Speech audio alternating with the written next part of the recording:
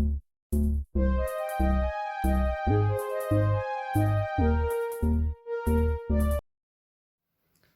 बच्चों, चलिए पिछले वीडियो में जो मैंने कुछ क्वेश्चन को छोड़ दिया था उसे आज कर लेते हैं। अध्याय 3 का जो 6 मार्क्स का क्वेश्चन था जिसे मैंने 1 से लेकर 10 तक दे दिया था, और अभी हम कर लेते हैं 11 से लेकर 17 तक। तो उसे मैं बनाकर लाई हूँ। तो चलिए स्टार्ट करते हैं। 11वां नंबर क्वेश्चन है, अधिनायकवाद के विभिन्न लक्षणों का वर्णन कीजिए। आंसर है, अधिनायकवाद एक ऐसी राजनीतिक प्रणाली है जिसमें एक व्यक्ति या एक छोटे समूह के पास पूर्ण शक्ति और नियंत्रण होता है। यहाँ अधिनायकवाद के विभिन्न लक्षणों का वर्णन किया गया है। राजनीतिक लक्षण, पहला है एक दलीय प्रणाली। अधिनायकवाद में एक ही दल का शासन होता है जो विपक्षी दलों को दबा देता है। दूसरा है निरंकुश शासन। अधिनायकवादी शासन में नेता या शासक के पास पूर्ण शक्ति या नियंत्रण होता है। तीसरा है विपक्ष का दमन। अधिनायकवाद में विपक्षी दलों और व्यक्तियों को दबा दिया जाता है और उनकी आवाज़ को दबा दिया जाता है। चौथा है स्वतंत्रता की कमी। अधिनायकवाद में नागरिकों की स्वतंत्रता और अधिकारों को सीमित किया जाता है। दूसरा है आर्थिक लक्षण। पहला है इसमें सरकारी नियंत्रण। अधिनायकवाद में सरकार के पास आर्थिक गतिविधियों पर पूर्ण नियंत्रण होता है। दूसरा है राज्य के स्वामित्व वाले उद्योग। अधिनायकवाद में सरकार के पास उद्योगों और व्यवसायों का स्वामित्व होता है। तीसरा है व्यापार और उद्योग पर प्रतिबंध। अधिनायकवाद में व्यापार और उद्योग पर प्रतिबंध लगाए जाते हैं और सरकार के पास उनके नियंत्रण की शक्ति होती है। चौथा है आर्थिक असमानता। अधिनायकवाद में आर्थिक असमानता बढ़ जाती है क्योंकि सरकार के पास आर्थिक शक्ति का केंद्रीकरण होता है। अगला है सामाजिक लक्षण। सामाजिक लक्षण का पहला है सामाजिक नियंत्रण। अधिनायकवाद में सरकार के पास सामाजिक गतिविधियों पर पूर्ण नियंत्रण होता है। दूसरा है सेंसरशिप। अधिनायकवाद में सरकार के पास मीडिया और संचार का पूर्ण नियंत्रण होता है और वे विरोधी विचारों को दबा देते हैं। तीसरा है सामाजिक असमानता। अधिनायकवाद में सामाजिक असमानता बढ़ जाती है क्योंकि सरकार के पास सामाजिक शक्ति का केंद्रीकरण होता है। चौथा है व्यक्तिगत स्वतंत्रता की कमी। अधिनायकवाद में व्यक्तिगत स्वतंत्रता की कमी होती है क्योंकि सरकार के पास व्यक्तिगत गतिविधियों पर पूर्ण नियंत्रण होता है। इन लक्षणों से पता चलता है कि अधिनायकवाद एक ऐसी प्रणाली है जिसमें सरकार के पास पूर्ण शक्ति और नियंत्रण होता है और जिसमें व्यक्तिगत स्वतंत्रता और अधिकारों को सीमित किया जाता है। 12वां नंबर क्वेश्चन है, अधिनायकवाद तंत्र के गुणों और अवगुणों का वर्णन कीजिए। आंसर है, अधिनायक तंत्र एक ऐसी राजनीतिक प्रणाली है जिसमें एक व्यक्ति या एक छोटे समूह के पास पूर्ण शक्ति और नियंत्रण होता है। यहाँ अधिनायक तंत्र के गुणों और अवगुणों का वर्णन किया गया है। अधिनायक तंत्र के गुण, एकता और स्थिरता। अधिनायक तंत्र में एक व्यक्ति या एक छोटे समूह के पास पूर्ण शक्ति और नियंत्रण होता है जिससे देश में एकता और स्थिरता बनी रहती है। तेज निर्णय लेना। अधिनायक तंत्र में निर्णय लेने की प्रक्रिया तेज होती है क्योंकि एक व्यक्ति या एक छोटे समूह के पास पूर्ण शक्ति और नियंत्रण होता है। आर्थिक विकास। अधिनायक तंत्र में सरकार के पास आर्थिक गतिविधियों पर पूर्ण नियंत्रण होता है जिससे आर्थिक विकास को बढ़ावा मिल सकता है। अगला है राष्ट्रीय सुरक्षा। अधिनायक तंत्र में सरकार के पास राष्ट्रीय सुरक्षा पर पूर्ण नियंत्रण होता है जिससे देश की सुरक्षा को बढ़ावा मिल सकता है। अगला है अधिनायक तंत्र के अवगुण। व्यक्तिगत स्वतंत्रता की कमी है पहला इसमें। अधिनायक तंत्र में व्यक्तिगत स्वतंत्रता की कमी होती है क्योंकि सरकार के पास व्यक्तिगत गतिविधियों पर पूर्ण नियंत्रण होता है। न्यायपालिका की स्वतंत्रता की कमी। अधिनायक तंत्र में न्यायपालिका की स्वतंत्रता की कमी होती है क्योंकि सरकार के पास न्यायपालिका पर पूर्ण नियंत्रण होता है। उसके बाद है विपक्ष का दमन। अधिनायक तंत्र में विपक्ष का दमन होता है क्योंकि सरकार के पास विपक्षी दलों और व्यक्तियों पर पूर्ण नियंत्रण होता है। भ्रष्टाचार। अधिनायक तंत्र में भ्रष्टाचार की संभावना अधिक होती है क्योंकि सरकार के पास पूर्ण शक्ति और नियंत्रण होता है। मानवाधिकारों का उल्लंघन। अधिनायक तंत्र में मानवाधिकारों का उल्लंघन होता है क्योंकि सरकार के पास व्यक्तिगत गतिविधियों पर पूर्ण नियंत्रण होता है। इन गुणों और अवगुणों से पता चलता है कि अधिनायक तंत्र एक जटिल प्रणाली है जिसमें कुछ फायदे हो सकते हैं लेकिन इसके अवगुण भी बहुत अधिक हो सकते हैं। तो इसका आंसर ये हो चुका है। तो आप लोगों को याद रखने के लिए आप लोग ऐसा याद रख सकते हैं, जैसे कि पॉइंट जो दिया है उसे अच्छे से याद कीजिए।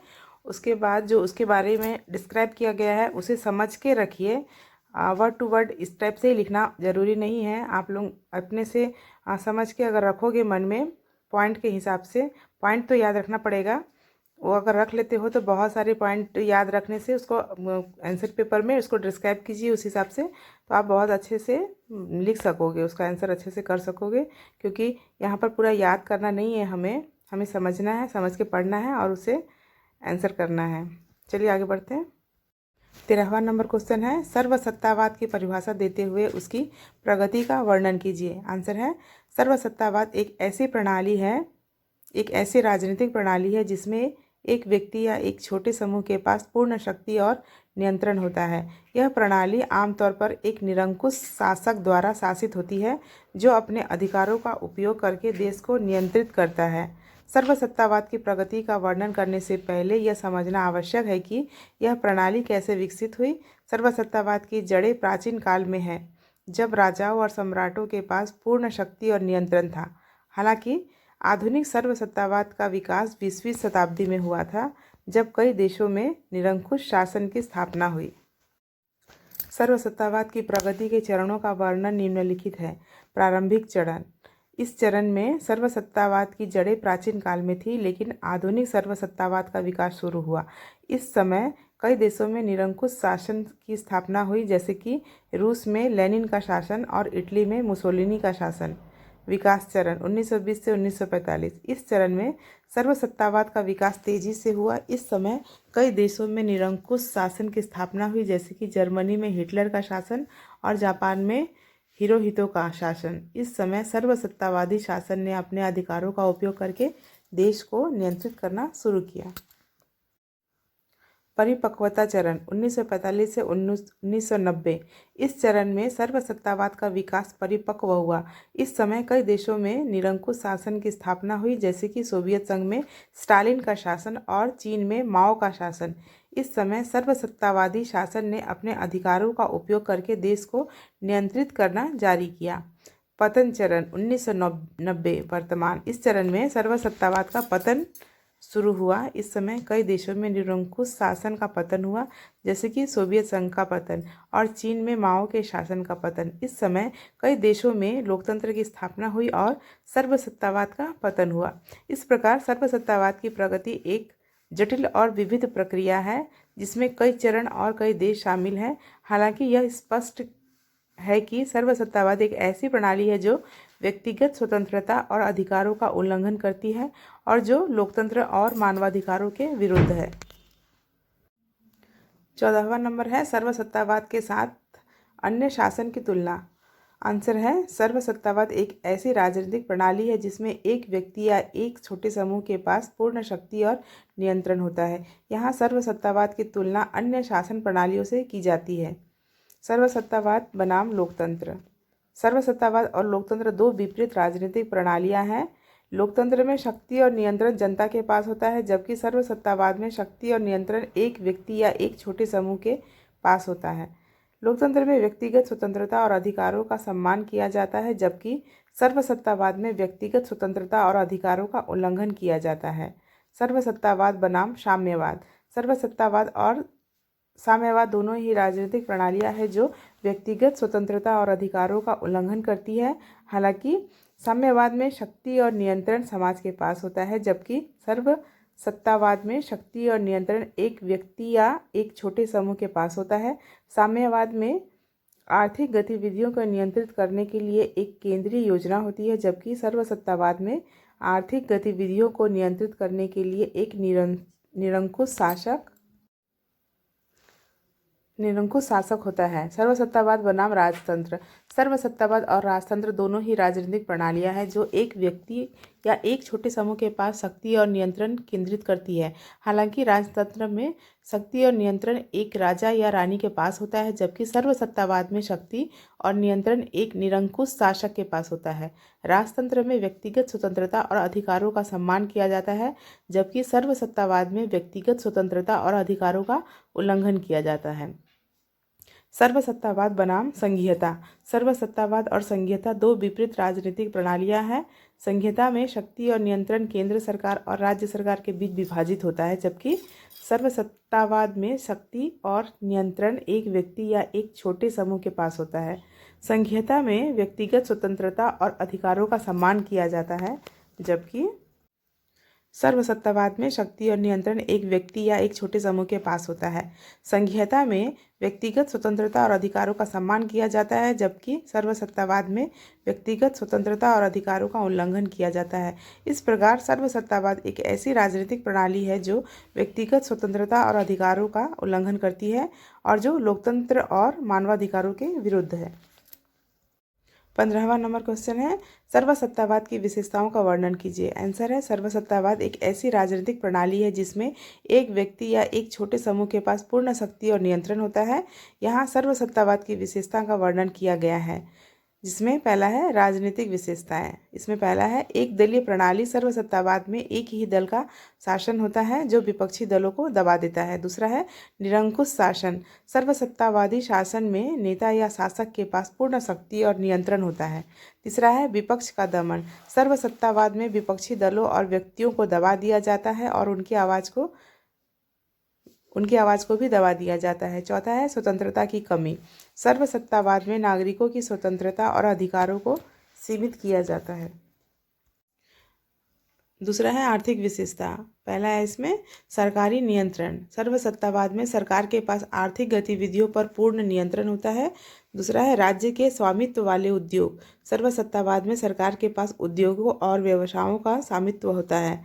तीसरा है व्यापार और उद्योग पर प्रतिबंध। सर्वसत्तावाद में व्यापार और उद्योगों पर प्रतिबंध लगाए जाते हैं और सरकार के पास उनके नियंत्रण की शक्ति होती है। चौथा है आर्थिक असमानता।